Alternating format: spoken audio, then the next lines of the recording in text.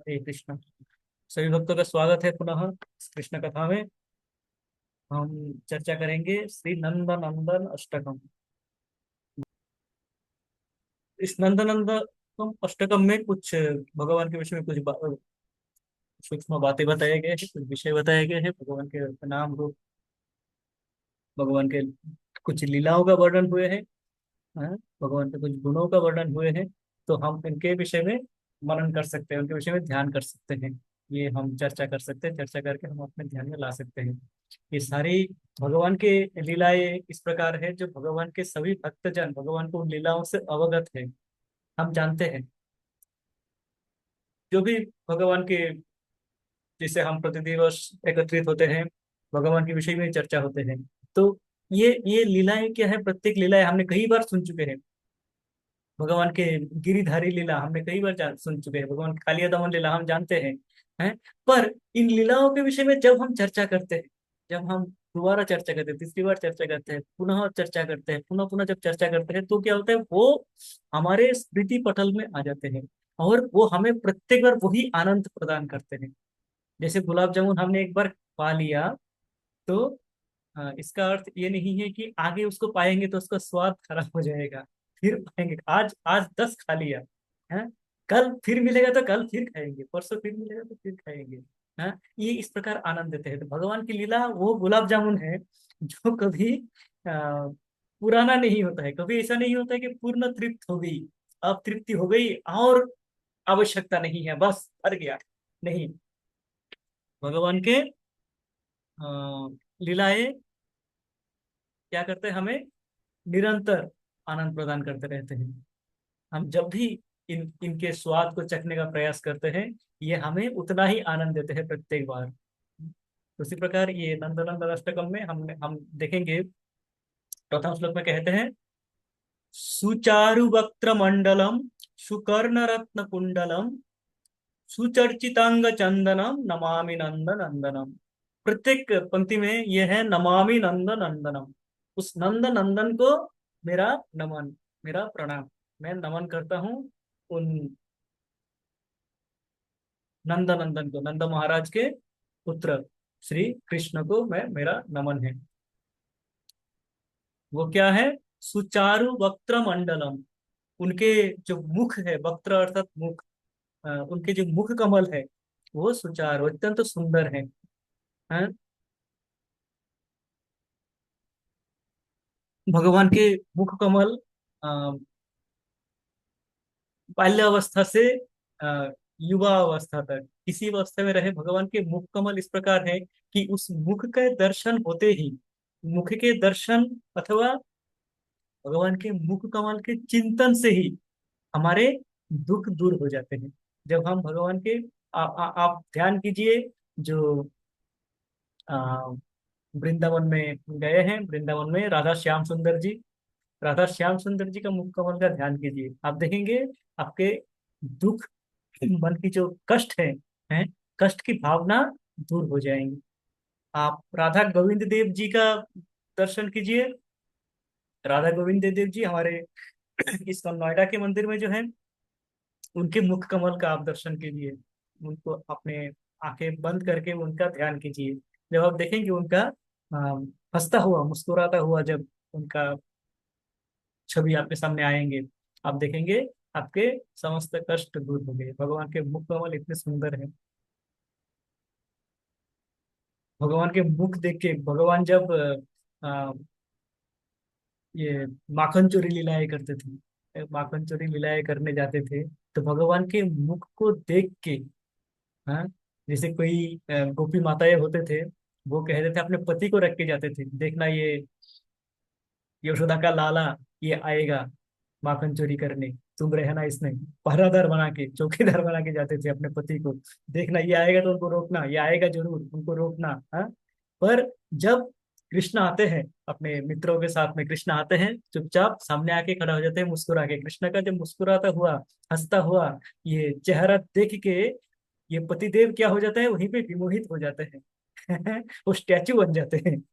उनको वो सब भूल जाते हैं, मैं क्यों खड़ा हूँ यहाँ पे, विमोहित हो जाते हैं। और कृष्ण जाके माखन तस्करी करके आ जाते हैं। है, उनको पता भी नहीं चलता है। तो ये भगवान के मुख कमल, भगवान के मुख कमल के विषय में अनेकों वर्णना है, अनेकों गीत है, हम जानते हैं। तो भगवान के मुख कमल क्या है, सबके दुख दूर कर देते हैं। वो सुंदर मुख कमल में क्या है, सुकर्ण रत्न कुंडलम, कानों में सोने के कुंडल, हाँ, लगाए हुए हैं। माँ यशोदा ने क्या किया है, हम यदि बाल गोपाल की स्मरण करें तो माँ यशोदा ने कानों में सोने के रत्न जड़ित कुंडल, है, सोने के कुंडल जिसमें रत्न जड़ित हो, जो छटा बिखेर रहे हो, है, उस प्रकार के कुंडल पहना दिए हैं। और सुचर्चितांग चंदनम, चंदन से सुशोभित कर दिए हैं उनके मुख कमल को। कृष्ण के मुख कमल में चंदन चर्चित है, चंदन के द्वारा सुंदर,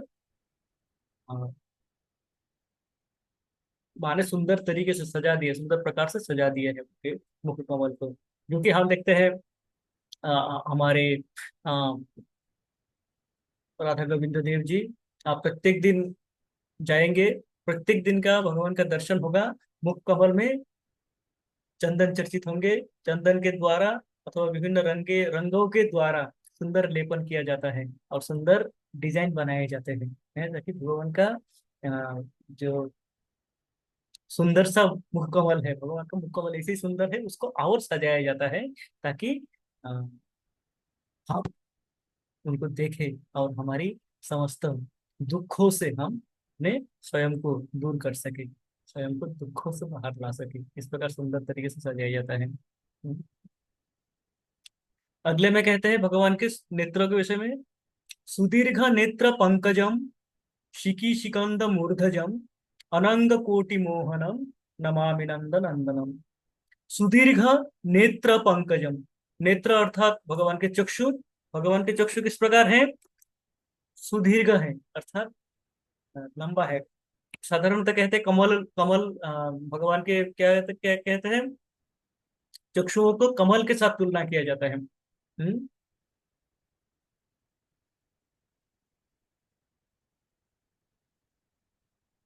पंकज नेत्राय, भगवान के हम कहते हैं नमो पंकज नाभाय, नमो पंकज मालिने, नमो पंकज नेत्राय, नमस्ते पंकजांघ्रये। भगवान के सारे अंगों को कमल के साथ तुलना किया है। कुंती स्तुति में, कुंती देवी जब स्तुति करते हैं तब कहते हैं, तो उनके नेत्रों को नमो पंकज नेत्राय, जिनके नेत्र पंकज के समान, पंकज अर्थात कमल के समान, तो कमल के कली के भांति उनके नेत्र है जो कि सुदीर्घ है। उस सुंदर नेत्रधारी कृष्ण का मैं स्मरण करता हूँ और उनको मैं नमन करता हूँ, नमामि।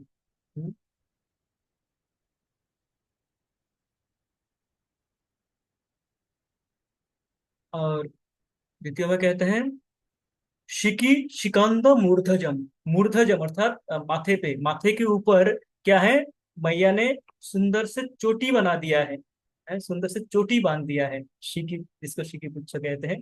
तो ये सुंदर से चोटी माथे पे बनाया हुआ है,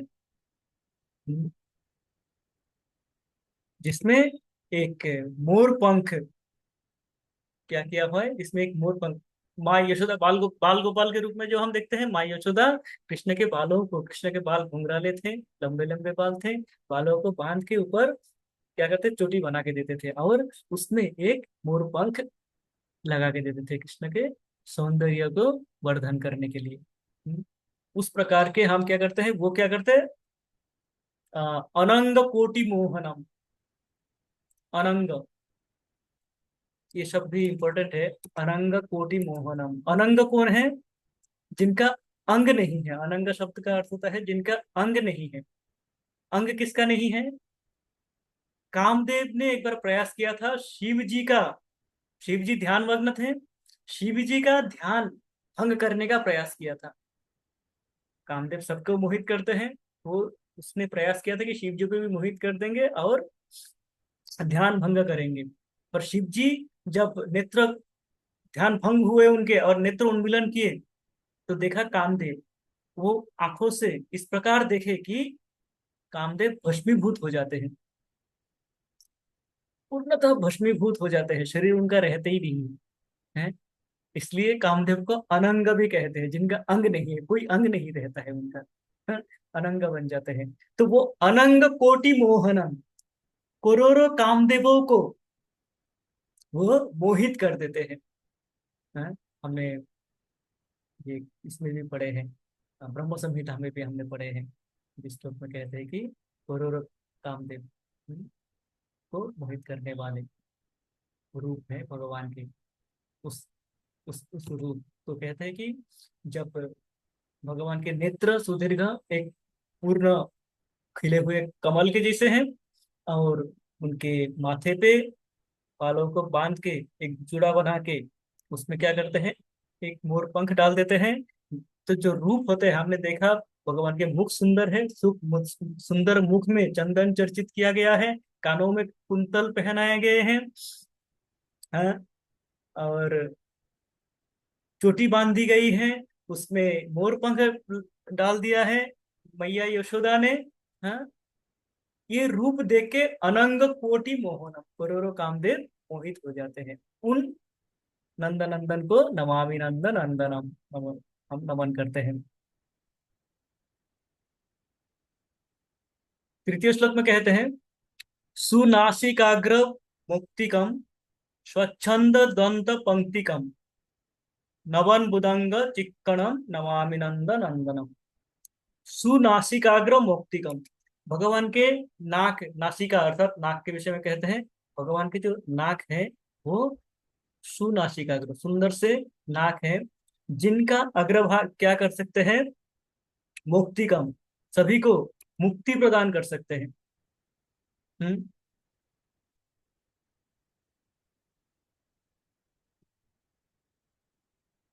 और उसमें क्या है, भगवान के नाक में, नाक इस प्रकार, नासिकाग्र इस प्रकार है, मानो उसमें मुक्ता, मुक्ता जड़ित है। मुक्ता अर्थात जो मणिमुक्ता होता है, जो हमें अलंकृत करते हैं, अलंकारों में जो धातु पहने जाते हैं, उस प्रकार मुक्ता जड़ित नाक है भगवान के, जो क्या करते हैं, सबको मुक्ति दिलाते हैं, सबको मुक्ति प्रदान करते हैं। और भगवान के जो दांत है, दंत है, स्वच्छंद दंत पंक्तिकम, दांत इतना सुंदर, मुक्ता के जैसे ही, सफेद मुक्ता के जैसे ही दांतों को सजाया हुआ है, इस प्रकार सजाया हुआ है मानो सुंदर करके रख दिया गया हो। तो इस प्रकार दंत पंक्ति है भगवान के। जब हम भगवान के विषय में चर्चा करते हैं, भगवान के दर्शन करते हैं, तो कई बार ये हमारे गुरु महाराज भी बताते हैं, हमने सुने होंगे, गुरु महाराज भी बताते हैं कि जब हम भगवान को दर्शन करते हैं, प्रभु जी भी कई बार बताए हैं कि जब भगवान को दर्शन करते हैं तो हमें एक एक जो सूक्ष्म रूप से एक एक डिटेल्स को देखना चाहिए कि किस प्रकार भगवान को सजाया गया है। हम क्या करते हैं, जैसे हम पहले जाते थे मंदिर में, दर्शन कर लिया, भगवान को देख लिया, चलो ठीक है, प्रणाम कर लिया, आ गए। पर जो भक्त है, भक्तों को क्या करना चाहिए, भगवान के एक एक सजावट, एक एक अंग किस प्रकार से है, आज भगवान ने किस प्रकार के धोती पहने, किस प्रकार के मानो अ, चंदन किस प्रकार के लेपन किए, किस प्रकार का अंकन हुआ उनके माथे पे, हाँ,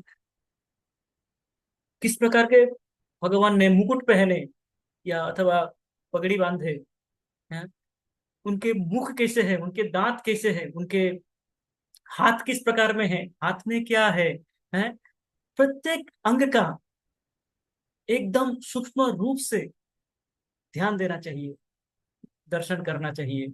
और वो दर्शन जब हम करते हैं तो वो हमारे स्मृति पटल में उस रूप के, उस डिटेल्ड रूप प्रकार से उस रूप हमारे चित्त में बस जाते हैं।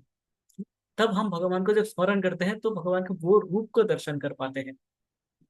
भगवान, हम मंदिर, साधारणतः क्या होता है, मेरे जैसे भक्त मंदिर जाते हैं, दर्शन करते हैं, घर आते हैं, भूल जाते हैं। कारण क्या करते हैं, हम उस प्रकार से दर्शन करने का प्रयास नहीं करते हैं, जस्ट एक बार देख लिया और आगे। पर हमारी आंखों में वैसे ही माया का पर्दा पड़ा हुआ है।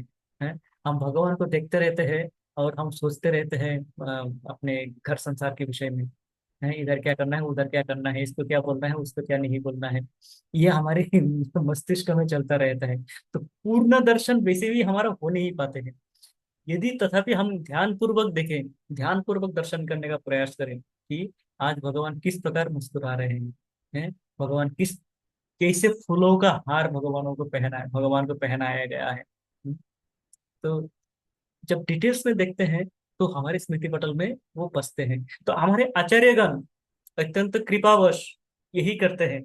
जो उनके जो स्तुतियां हैं, उनके जो अष्टकम हैं, भगवान के विषय में जो भी रचनाएं हैं, उनमें वो इस प्रकार के डिटेल्स इसमें हमें बताते हैं, हाँ, कि भगवान के नासिकाग्र, नाक के विषय में बताया, नाक किस प्रकार है। तो साधारणतः हम जाते तो देखते ही नहीं, पर यहाँ पे बता रहे हैं कि भगवान के नाक को भी दर्शनीय है, वो भी हमें देखना चाहिए। उसको भी हमें हमारे कारण भगवान की पूर्ण छवि तभी हमारे स्मृति पटल में रहेंगे जब हम उनको अच्छी तरह से देखेंगे, ध्यान ध्यान पूर्वक देखेंगे उनको।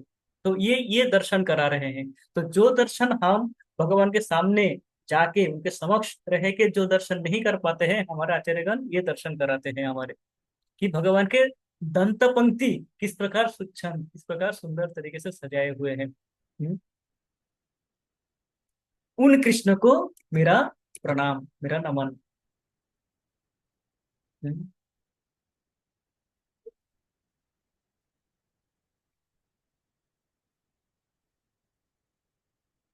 चतुर्थ श्लोक में कहते हैं, परेण वेणुरञ्जितं गतिकरीन्द्रगञ्जितं दुकूलपीतशोभनं नमामि नन्दनन्दनम्।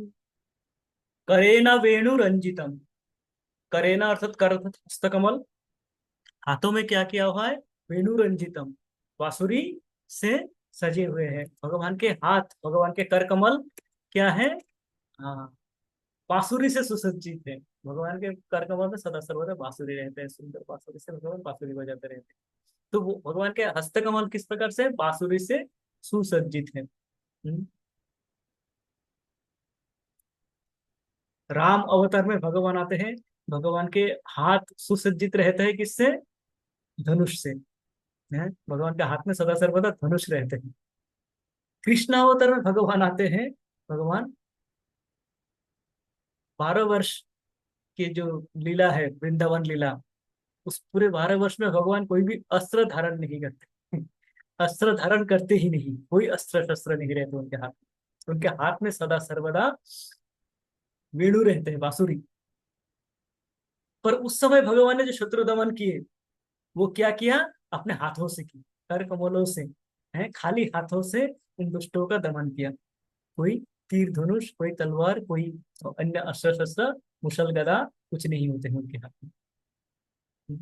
ये तो भगवान का जब हम वृंदावन में स्मरण करते हैं, भगवान तो वृंदावन का स्मरण हमें सदा सर्वदा बांसुरी बजाते हुए मुरलीधारी कृष्ण, वेणुधर कृष्ण, इस रूप में हम दर्शन करते हैं। तो ये भगवान के हाथ क्या है, बांसुरी के द्वारा सुसज्जित है। गति करींद्र मन गंजितम, गति करींद्र, करींद्र अर्थात अ, हाथी, गजराज, करींद्र, करी अर्थात गज, हाथी, करींद्र हाथियों का जो राजा है, गजराज, गजराज के। तो उनका जो गति है, उनका जो चाल है, भगवान जो चलते हैं, वो क्या है, जो कहता है कि गजगामिनी, हम सुने हैं गजगामिनी, जिनका चाल बहुत ही सुंदर है हाथी जैसे चाल है, मद मस्त होके चलते हैं। तो ये गज गमन, गज का जो चलने का, हाथी का जो चलने का जो छंद है, जो ढंग है, जो मनमोहक है, वो गंजितम, उनको भी शर्मसार कर देते हैं, वो लज्जित हो जाते हैं। भगवान के चाल इतना सुंदर है कि उनके सामने बाकी किसी का भी, जो हम तुलना देते हैं इस जगत में कि इनके चाल तो इस प्रकार है, तो वो भी सारे उनके सामने फीके पड़ जाते हैं, भगवान के चाल के सामने। तो इतने सुंदर ढंग से भगवान हाथ में बांसुरी लिए चल रहे हैं। और दुकूल पीत शोभनम, उनके दुकूल, दुकूल अर्थात वस्त्र। हम इसमें चौराष्टकम में दुगुल शब्द सुने थे। चौराष्टकम में क्या है? दुकूल चोरम। चौराष्टकम का श्लोक किसी को याद है?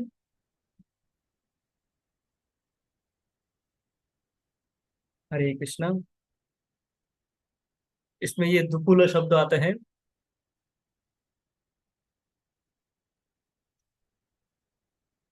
कोई नहीं। हरे कृष्णा प्रभु जी। हाँ, हरे कृष्ण माता जी। ये प्रभु जी स्टार्टिंग वाले उसमें ही आता है ना ये? हाँ हाँ हाँ, स्टार्टिंग में अच्छा। आता है। जी जी। आ, आ, सुनाना प्रभु जी। हाँ। ब्रजे प्रसिद्धं नवनीतचोरं गोपांगनानां च दुकूलचोरं। इसमें कहते हैं ना, ब्रजे जी जी प्रभु प्रसिद्धं जी। नवनीतचोरं गोपांगना। अब माता जी, आप गा रहे थे, सॉरी।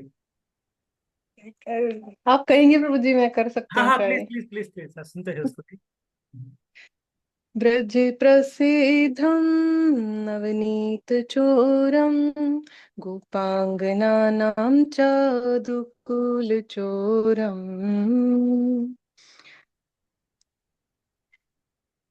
अनेक अभी क्या था प्रभु जी, मैं भूल गई। अनेक Sorry। जन्मार्जित चोर पाप अनेक, जी चोरम। जी। अनेक अनेक जन्मार्जिता पाप चौरम चौराग्रिगण्यं पुरुषं नमामि।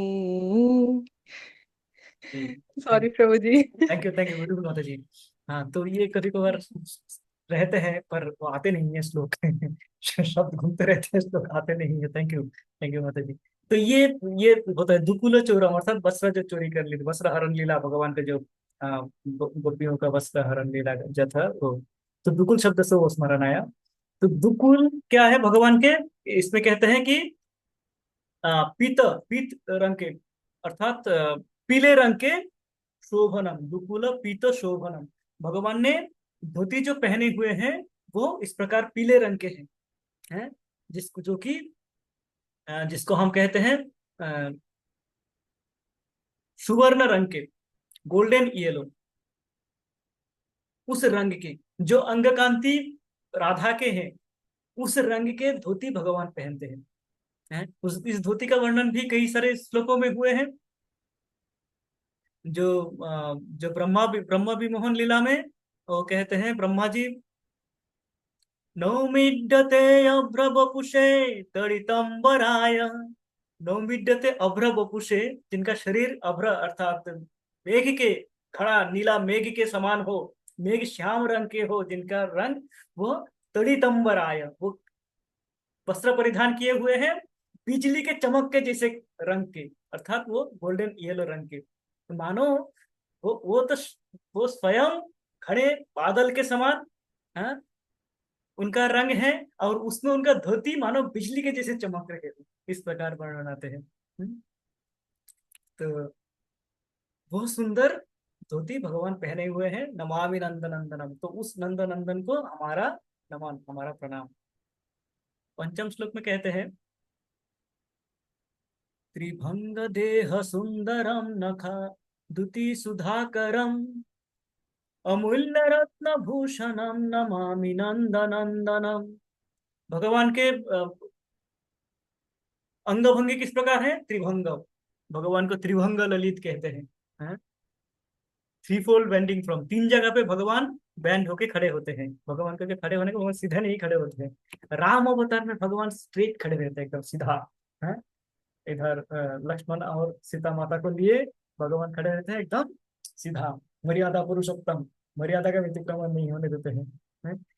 कृष्ण रूप में भगवान आते हैं, तो कृष्ण रूप में भगवान त्रिभंग ललित, बांसुरी बजाते हैं तीन जगह पे बैंड होती, गर्दन पे बैंड रहते हैं, कमर पे बैंड रहते हैं, पाँव घुटनों पे उनका भंग रहते हैं, तो त्रिभंग ललित कहते हैं। तो ये त्रिभंग रूप भगवान के इस प्रकार है कि वो त्रिभंग ललित कहते हैं। उस रूप से ही भगवान के जो वो अ, त्रिभंग रूप में खड़े होने का जो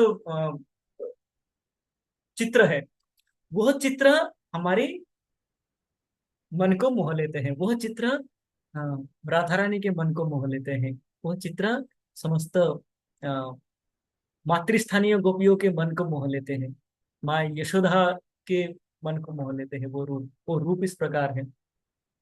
इस त्रिभंग रूप में, रूप के विषय में कहते हैं कि भगवान त्रिभंग रूप का आचार्यगण वर्णन करते हैं विभिन्न प्रकार से। तो ये तो सुंदर रूप है ही, पर त्रिभंग रूप का ये कहते हैं कि ये साधारणतः मान लीजिए एक बॉटल में एक टेढ़ा मेढ़ा स्ट्रॉ हो, मानो स्टील का एक पाइप हो जो कि टेढ़ा 3 जगह पे बेंड है, उसको हम एक बोतल में डालना मुश्किल है, बहुत ही मुश्किल होगा उसके इसके एक बोतल में घुसाना है। पर बहुत मुश्किल से जैसे तैसे अगर हम घुसा दिए तो उसको निकालना और मुश्किल है, उसको निकाल पाना और ही असंभव हो जाता है। अंदर चला गया तो कहते हैं कृष्ण का त्रिभंग रूप इस प्रकार है, जो कि हम ध्यान करके, हम अपने प्रयास के द्वारा, और भगवान के आशीर्वाद के द्वारा यदि हम उनको अपने चित्त में उतार ले, हमारे हृदय में स्थान ले ले वो, तो उनसे निकाल पाना ये मुश्किल है। वो अपने हृदय से, अपने मानस पटल से, अपने स्मृति से कभी ओझल नहीं होते हैं, कभी जाते नहीं है। ये त्रिभंग ललित रूप है भगवान के। जो रूप कहते हैं कि जो एक बार कृष्ण कॉन्शसनेस में आ गए, कृष्ण भावनामृत में एक बार जो जुड़ गए, ये अमरेंद्र प्रभु एक पुराने वीडियो में बता रहे थे कि ये एक प्रकार के माफिया गैंग है। जैसे माफिया गैंग होते हैं, उनके अंदर एंट्री कर पाना मुश्किल है, खबर ही नहीं मिलता है। जो उस प्रकार के लोग हैं वो घुस जाते हैं, पर एक बार घुस गए जाके फिर क्या होता है, वो बहुत कुछ जान जाते हैं उनके विषय में। जैसे हम पुराने फिल्मों में देखते थे, वो गैंग के विषय में बहुत कुछ जान जाते हैं, फिर वहां से वो निकल नहीं पाते, उनको निकलने नहीं देते हैं। हैं? उस गैंग से फिर वो बाहर नहीं निकाल पाते। इसी प्रकार कृष्ण भावनामृत में क्या होता है, आते नहीं है हम तो दूर रहते, हम तो देखते रहते थे लोग कीर्तन कर रहे हैं, हम बाहर से दूर खड़े होकर देखते रहते थे। हैं? पर जब हम आ गए, जान गए, कृष्ण भावनामृत में आ गए, भगवान को जानने लगे, भगवान हृदय में उतरने लगे, तो क्या होता है, उसके बाद उसको छोड़ के जा पाना बड़ा मुश्किल हो जाता है, छोड़ के नहीं जा पाते हैं। वो हम यहीं पे रुक जाते हैं। हैं? हम इतना जानने लगते हैं, जितना जानने लगते हैं भगवान के विषय में, उतना और जानने का इच्छा हमारा वृद्धि पाता रहता है। तो आज के दिन ऐसा होगा कि हम यदि प्रयास करें किसी आ, ऐसे गैदरिंग में जाना, ऐसी जगह पे जाना जहाँ पे भक्त लोग नहीं है, कोई सोशल गैदरिंग है, या कोई स्कूल के, मेरे बच्चे के स्कूल के फंक्शन में मैं गया था। तो फंक्शन में बैठा रहा, वहां पे लगता है जैसे जो जो फंक्शंस, जो कार्यक्रम, साधारणतः लगता था कि यही आनंद का स्रोत है, यहीं पे एंजॉय करना है, वो अभी लगता है मानो वहां पे जाके ऐसा लगता है कि मानो जल बिन मछली, मैं मछली हूँ और मुझे जल से बाहर रख दिया गया हो। मैच नहीं कर पाते हैं वहां पे, उस प्रकार से मिल नहीं पाते हैं सबके साथ में। कारण सबका जो बोलने का विषय है, टॉपिक है, वो अलग है, सबका जो खाने का विषय है वो अलग है। सभी प्रकार से क्या हो जाता है, आप थोड़ा सा अलग हो जाते हो। हाँ, जब आप भगवान के विषय में जानने लगते हो, भगवान से जब जुड़ने का प्रयास करते हो, तो इस प्रकार क्या होता है, एक बार जो जुड़ जाते हैं वो वहां से निकल नहीं पाते हैं। यह है त्रिभंग ललित रूप भगवान के। भगवान के वो त्रिभंग ललित रूप हैं, जो कि एक बार हृदय में उतर गए तो उसको निकाल पाना असंभव हो जाते हैं, हम निकाल नहीं पाते हैं। हम प्रयास भी करेंगे कि नहीं, भगवान का पूजा छोड़ दो, नहीं करेंगे, पर आप कर नहीं पाएंगे, आपके मन में वो रहेगा। आपके मन में रह जाएगा। आप कभी नींद से जग के उठोगे, अरे भगवान को देखा सपने में। हैं? तो इस प्रकार की स्थिति आ जाएगी अपने जीवन में। ये है भगवान के त्रिभंग ललित रूप। तो त्रिभंग देह सुंदरम, नखाद्युति सुधाकरम, अमूल्य रत्न भूषणम, नमामि रत्नम। भगवान के नख दुति, भगवान के जो नाखून है, ये चंद्रमाओं के साथ तुलना किया गया है। हमने चैतन्य चरितामृत में सुना था इसका वर्णन, कि भगवान के नाखून इस प्रकार है, भगवान के रंग है, बादल घड़े काले बादल, घने नीले बादल, श्याम वर्ण के बादल घनश्याम, उनमें उनके जो नाखून है, मानो चांद, हाँ, इतने सारे चंद्रमाए, 10 चंद्रमाए उसमें उदित हो, हाँ, इस प्रकार उज्जवल है भगवान के। और उसमें भगवान क्या किया हुआ है, विभिन्न अमूल्य रत्न धारण किए हुए हैं, रत्नों से सुसज्जित गहने धारण किए हुए हैं भगवान। हाँ, तो वो रूप भगवान का हम दर्शन कर सकते हैं। सखी इंदुलेखा माता जी। हरे कृष्णा प्रभु जी। ये जो चंद्र की बात हो रही है ना, कल हम श्री कृष्ण स्वरूप बुक पढ़ रहे हैं, उसमें भी कल यही टॉपिक आया था कि भगवान के संपूर्ण शरीर में या उनमें पूरे पूरे शरीर में 24.5 चंद्रमा हैं। तो कल वही गिन रहे थे, तो आज भाई आप बता रहे हैं तो हम रिकाउंट कर रहे हैं उसको। हाँ हाँ हाँ हाँ हाँ हाँ, ठीक माता जी। तो ये चित्र चरितमृत में इसका वर्णन है, और महाराज ने इसका अच्छा सुंदर इसमें वर्णन किया है इस ग्रंथ में,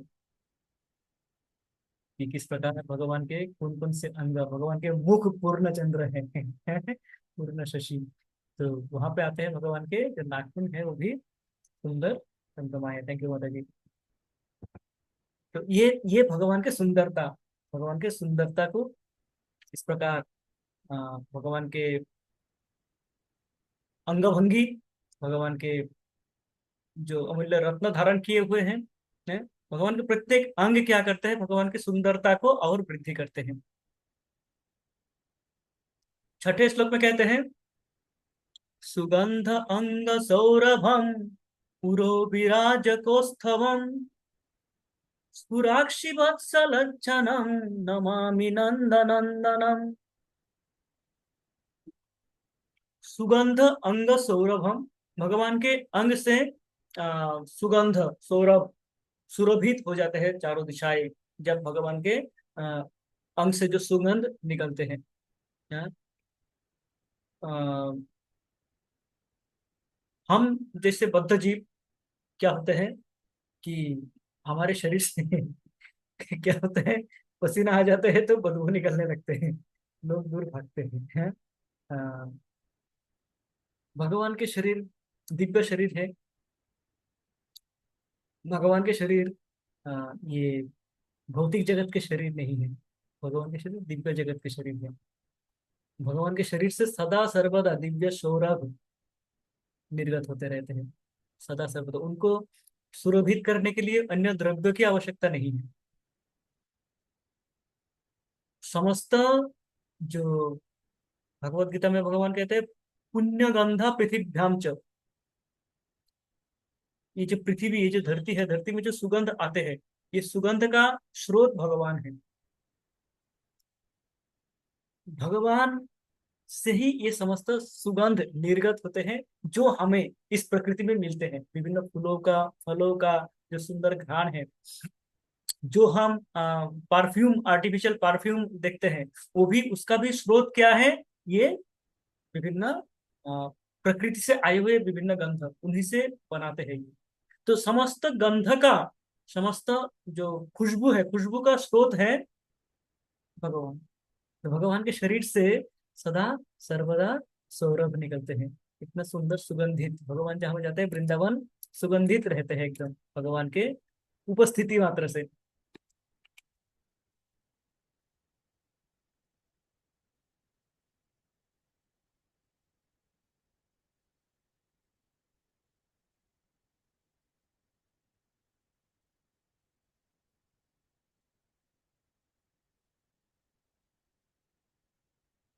सुगंध अंग सौरभम पुरो विराज कुस्तभम। पुरो अर्थात ये वक्षस्थल, वक्षस्थल में क्या है, कौस्तभ मुनि भगवान के, भगवान के कौस्तभ मुनि है। वो कौस्तभ मणि भगवान के वक्षस्थल पे, वक्षस्थल को शोभित करते हैं, शोभा वृद्धि करते हैं।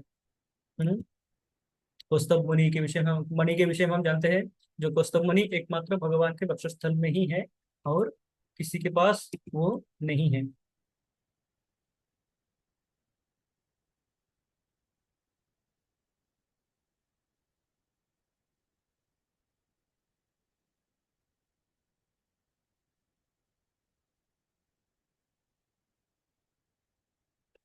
हम्म।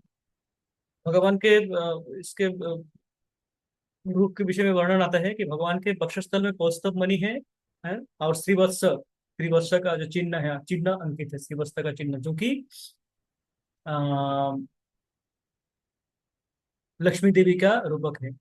लक्ष्मी देवी को भगवान ने अपने वक्षस्थल पे धारण करते हैं। हाँ? वह श्रीवत्स चिन्ह के द्वारा उसका भगवान प्रकाश करते हैं कि ये लक्ष्मी का स्वरूप है। भगवान के चित्त में, वक्षस्थल में लक्ष्मी विराजमान रहते हैं। तो इस श्लोक में कह रहे हैं कि सुगंध अंग सौरभम उरो विराज कौस्तभम स्फुराक्षी वत्स लंचनम। हाँ, श्री वत्स का जो चिन्ह है वो अपने वक्ष में धारण किया हुआ है, जिसमें कि एक कौस्तभ मणि के द्वारा सुशोभित है, और उनके अंग से जो निर्गत सौरभ है, सुगंध है, वो समस्त दिशाओं को सुरभित कर देते हैं। उन नंदन नंदन को मेरा प्रणाम। सप्तम श्लोक। वृंदावन सुनागरम विलासनुग वापसम वाससम सुरेंद्र गर्भ मोचनम नमामि नंद नंदनम। हाँ? वृंदावन सुनागरम, वृंदावन के सभी जो गोपियां थे, सभी समस्त गोपियों के मन को हरण करने वाले सुनागर, समस्त गोपियों के मन को हरण करने वाले ये कृष्ण है। समस्त गोपी जन उनसे मोहित थे। हाँ? कृष्ण जब बांसुरी बजाते थे तो सभी अपने घर परिवार छोड़ के आ जाते थे कृष्ण के पास। वो देखते रहते थे कृष्ण। गोपियों का कहते हैं कि वो कृष्ण जब गाय चराने निकलते थे, सुबह प्रातःकाल जब निकलते थे, उस समय वो कृष्ण का दर्शन करते थे दूर से हैं। और जब शाम को वो लौट के आते थे, उस समय कृष्ण का दर्शन करते थे लौट दूर से। कारण वो उस समय घर कार्यों में व्यस्त रहते थे। वो अपने घर के कार्यों को छोड़ के वो कृष्ण के साथ में, जैसे कृष्ण के सखागण है, कृष्ण के सखागण मित्रगण क्या है, कृष्ण के साथ में दिन में कृष्ण के साथ में वो खेलते थे, कृष्ण के साथ में रहते थे। ये सुख गोपियों को प्राप्त नहीं होते हैं। वो कृष्ण को ना दिन में मिल सकते हैं ना रात को मिल सकते हैं। तो रासलीला का वो समय है जब क्या होता है, कृष्ण बांसुरी बजाते हैं सबका मनोकामना मनोकामना पूर्ण करने के लिए।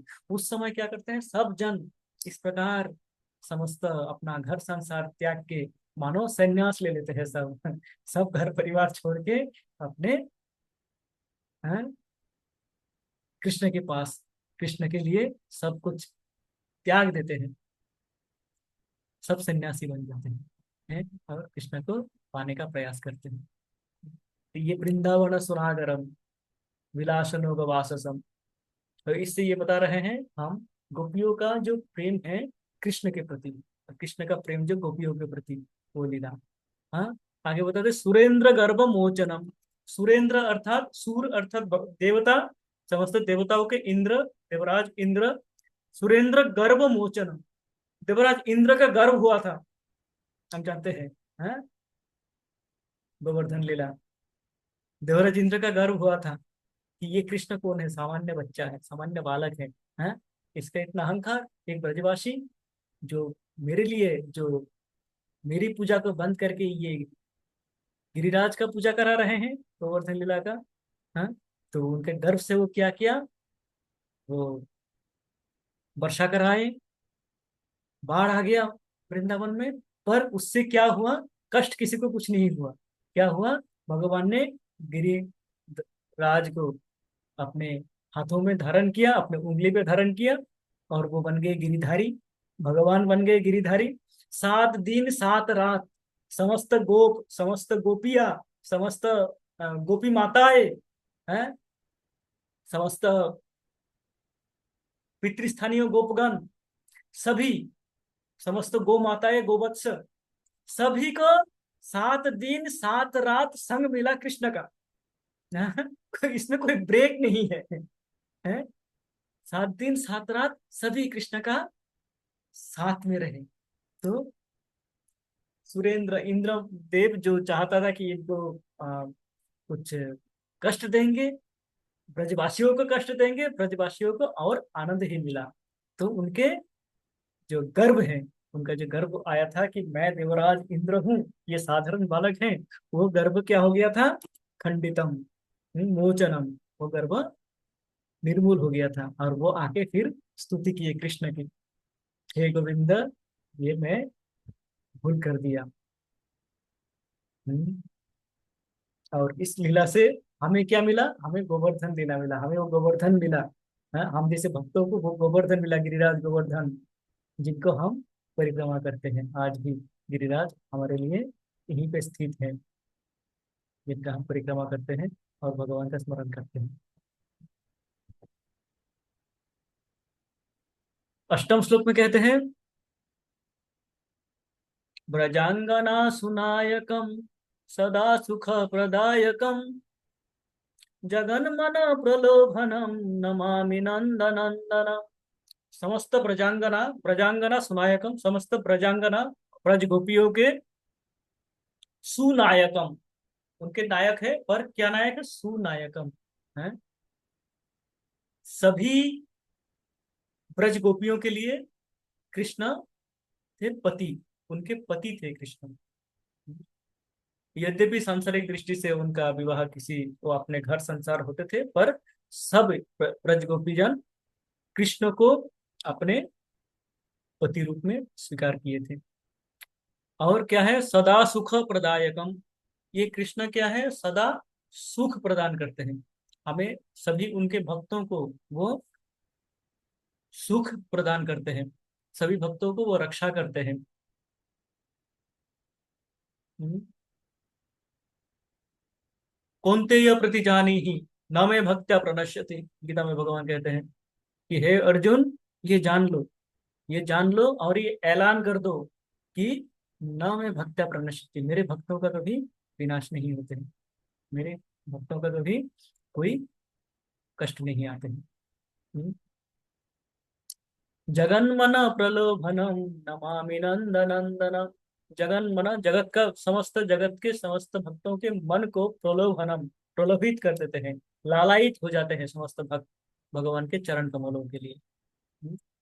उन कृष्ण के हमारा नमन। तो हम कृष्ण के इस अष्टकम में हम देखते हैं कृष्ण के रूप, कृष्ण के मुख छवि, कृष्ण के सुंदर पोशाक, कृष्ण के सुंदर अलंकार, चंदन चर्चित मुख कमल, कृष्ण के त्रिभंग ललित रूप, कृष्ण के रास लीला, भगवान के गिरिधारी लीला, ये समस्तों के द्वारा हमें एक अ, एक चित्रण हमारे सामने रखा जा रहा है, भगवान की एक छवि हमारे सामने रखा जा रहा है, जिससे हम भगवान को स्मरण करें कि ये जो कल और परसों जिनका जन्म दिवस हम मनाने जा रहे हैं, जिनके जन्माष्टमी का हम आयोजन कर रहे हैं इतने दिनों से, और जो जन्माष्टमी पालन होंगे 16 तारीख को, वो कृष्ण कौन है, वो कृष्ण किस प्रकार है, उनका वो छवि हमारे हृदय में बसे रहे।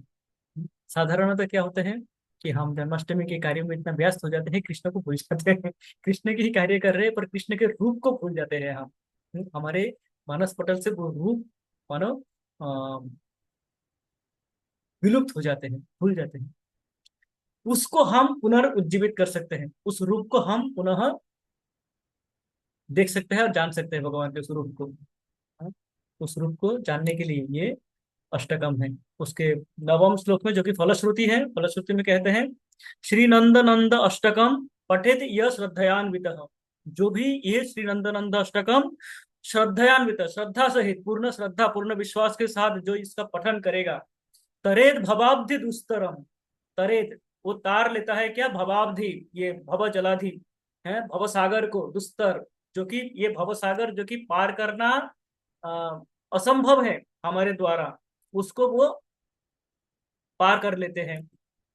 और लभेद तद आंघ्री युग्मकम, और वो तद आंघ्री, भगवान के वो चरण युगल, तद आंघ्री युग्मकम, भगवान के वो चरण युगल को वो प्राप्त कर लेते हैं, जो ये अष्टकम।